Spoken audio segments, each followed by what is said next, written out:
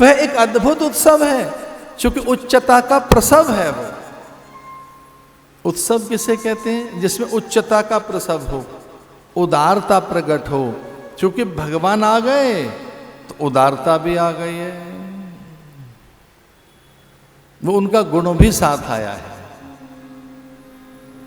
इसलिए उलीच उलीच रहे हैं, एक दूसरे को दे रहे हैं गौरस, दधे, माखन, जो उनके पास है वैसे पकवान, व्यंजन, मिष्ठान, जो कुछ भी उनके पास है। लेकिन विचित्र अनुभव है एक ब्रजवासियों का कि बांटने के बाद भी कम नहीं पड़ रहा है, इतना देने के बाद भी ज्यों का त्यों है, बचा हुआ है। और ये उपनिषद का अनुभव है। तेन त्यक्तेन भुंजी था मांगर्ध कस्पिद्धनम। जो ये कहते हैं कि बांटेंगे तो कम हो जाएगा, देंगे है ही नहीं तो दें क्या, जब पास ही नहीं है तो क्या दें।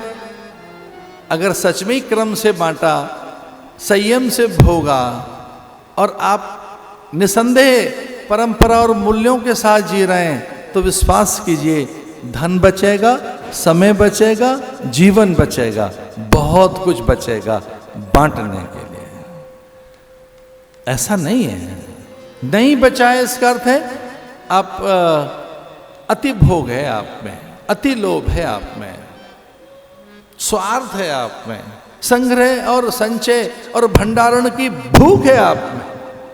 आप कहते हैं बचा ही नहीं है, बचा तो है, वो भंडारण में पड़ा है, उसके भंडार भरे पड़े, अति संचय है, इकट्ठा करके रखा है।